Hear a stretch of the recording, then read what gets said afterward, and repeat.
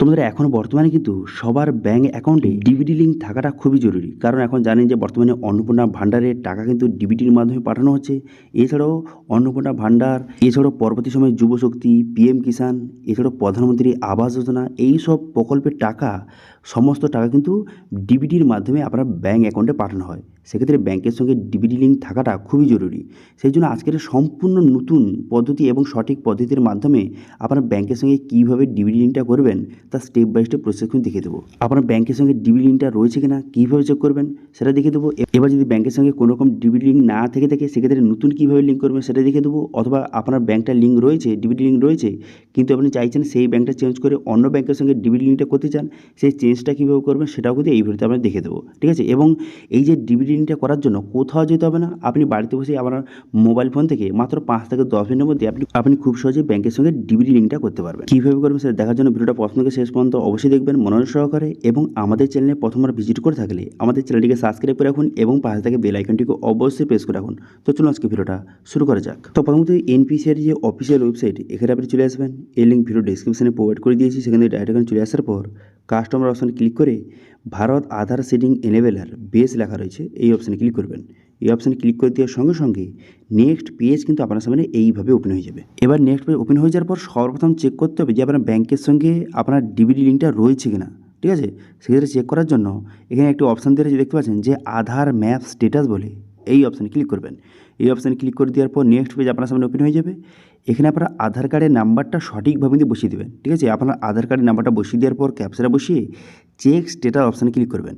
করে দেওয়ার পর আধার কার্ডের সঙ্গে মোবাইল নাম্বার কিন্তু লিঙ্ক থাকতে হবে। ঠিক আছে? এবং সেই মোবাইল নাম্বারে কিন্তু ওটিপি যাবে। এবার আধার কার্ডের সঙ্গে যেই মোবাইল নাম্বার লিঙ্ক রয়েছে সেই মোবাইলে ওটিপি যাবে এবং সেই ওটিপিটা সঠিকভাবে বসিয়ে দেওয়ার পর এখানে কনফার্ম বাটনে ক্লিক করবেন। কনফার্ম বাটনে ক্লিক করে দেওয়ার পর যদি এই রকম শো হয় সেক্ষেত্রে বুঝতে পারবেন যে আপনার কোনো রকম কিন্তু ডিবিটি লিঙ্কটা নেই, আপনার ব্যাংকের সঙ্গে ডিবিটি লিঙ্কটা নেই, আপনাকে নতুন করে কিন্তু লিঙ্ক করতে হবে। ঠিক আছে? এবার নতুন করে কীভাবে লিঙ্ক করবেন সেটা দেখে দেবো, কিন্তু তার আগে বলে কি যাতে কিন্তু এরকম শো করবে। ঠিক আছে? এরকম কিন্তু যে এনেবল ফর ডিবিটি এবং ব্যাংকের নাম লেখা রয়েছে, সেক্ষেত্রে বুঝতে পারবেন যে আপনার লিঙ্কটা কিন্তু রয়েছে এবং কোন ব্যাংক লিঙ্ক রয়েছে দেখতে পাচ্ছেন যে কোন ব্যাংকের ডিবিটি লিঙ্কটা রয়েছে এখানে শো হয়ে গেছে ব্যাংকের নাম। এবার যদি এখানে দেখেন যে মেনডেট ফ্ল্যাগ এখানে ওয়াই যে লেখা রয়েছে এর জায়গা যদি এন লেখা থাকে সেক্ষেত্রে বুঝতে পারবেন যে আপনার কোনো রকম সমস্যা রয়েছে। আপনি কিন্তু যত তাড়াতাড়ি সম্ভব ব্যাংকে ভিজিট করে এটা কিন্তু ঠিক করে নেবেন। এবার ধরুন আপনার যেই ব্যাংকটার লিঙ্ক রয়েছে আপনি চাইছেন এই ব্যাংকটা চেঞ্জ করে অন্য ব্যাংক লিঙ্ক করতে, সেই চেঞ্জটা কীভাবে করবেন সেটাও দেখে দেবো। নতুন কীভাবে লিঙ্ক করবেন এবং কীভাবে চেঞ্জ করবেন দুটো পদ্ধতি আপনি দেখে দেবো। সেই জন্য এখানে আধার সিডিং ডিসিডিং এই অপশানে ক্লিক করে এখানে কনফার্ম বাটনে ক্লিক করবেন। করে দেওয়ার পর দেখতে পাবেন রিকোয়েস্ট ফর আধার সিডিং ডিসিডিং, এখানে আপনার আধার কার্ডের নাম্বারটা সঠিকভাবে বসিয়ে দেবেন। বসিয়ে দেওয়ার পর রিকোয়েস্ট ফর আধার এখান থেকে সিডিং সিলেক্ট করবেন।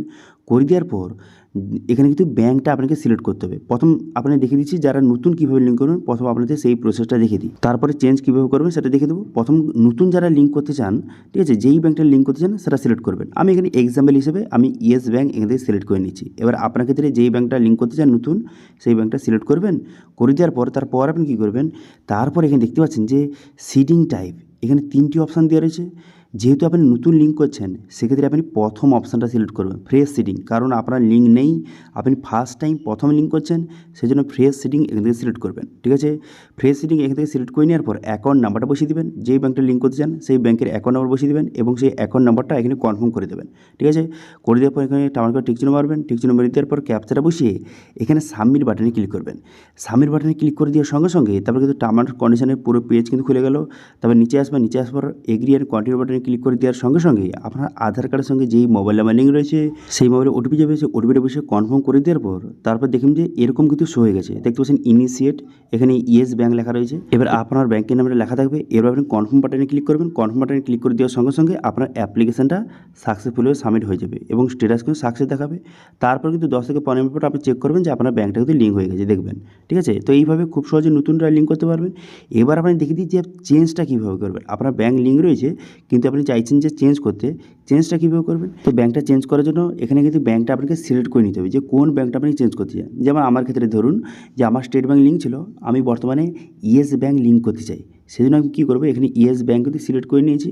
সিলেক্ট করে নেওয়ার পর তারপর আমি কী করবো, তারপর এখানে দুটো অপশান কিন্তু রয়েছে, চেঞ্জ করার জন্য কিন্তু দুটো অপশান রয়েছে। এবার কারা কোন অপশান সিলেক্ট করবেন এবার আপনি দেখে দিই। দেখুন এই যে সেকেন্ড অপশানটা কারা সিলেক্ট করবেন, যাদের কিন্তু একই ব্যাংকে দুটো অ্যাকাউন্ট রয়েছে। যেমন ধরুন আপনার এসবিআই ব্যাংকের দুটো অ্যাকাউন্ট রয়েছে এবং একটি অ্যাকাউন্ট লিঙ্ক রয়েছে, আপনি চাইছেন সেটা চেঞ্জ করে এসবিআই ব্যাংকের অন্য যে অ্যাকাউন্টটা সেটা লিঙ্ক করতে, সেক্ষেত্রে কিন্তু এই সেকেন্ড অপশান সিলেক্ট করবেন। ঠিক আছে, বোঝা গেল কারা সেকেন্ড অপশান সিলেক্ট করবেন। এবার 3 নম্বর অপশানটা কারা সিলেক্ট করবেন, যারা কিন্তু এক ব্যাংক থেকে অন্য ব্যাংকে ট্রান্সফার করছেন। যেমন আমার ক্ষেত্রে আমার স্টেট ব্যাংক লিঙ্ক ছিল, কিন্তু আমি ইয়েস ব্যাংকে ট্রান্সফার করছি, সেই জন্য আমি 3 নম্বর অপশানটা সিলেক্ট করে নিয়েছি।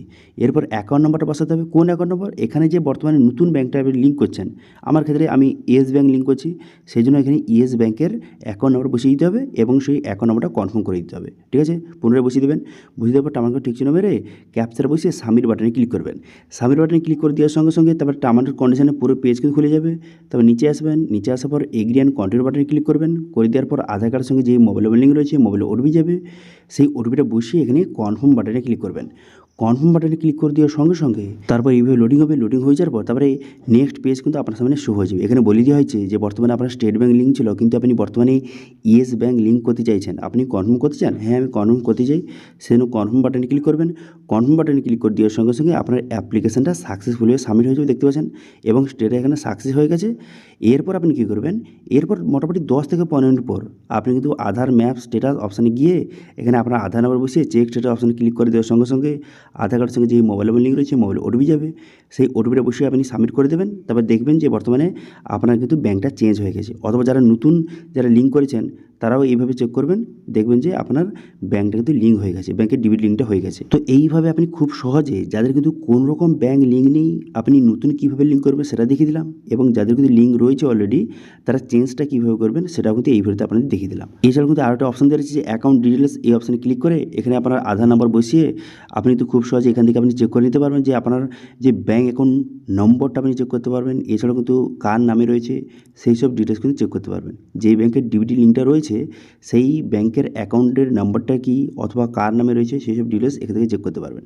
তো আশা করি বুঝতে পারছেন, পুরো বিষয়টা আপনাদের বুঝিয়ে দিলাম যে বর্তমানে আপনি কিন্তু ব্যাংকের সঙ্গে ডিবিটি লিঙ্কটা কীভাবে করবেন তার স্টেপ বাই স্টেপ আপনাদের দেখিয়ে দিলাম। এবার এটা নিয়ে কোনো রকম যদি কোশ্চেন থেকে থাকে অবশ্যই কমেন্ট করুন, আমি অবশ্যই তার রিপ্লাই করবো। এবং আজকে ভিডিও ভালো লাগে তাহলে ভিডিওকে লাইক করে দেবেন এবং ভিডিও কিন্তু বন্ধুর সঙ্গে শেয়ার করে দেবেন।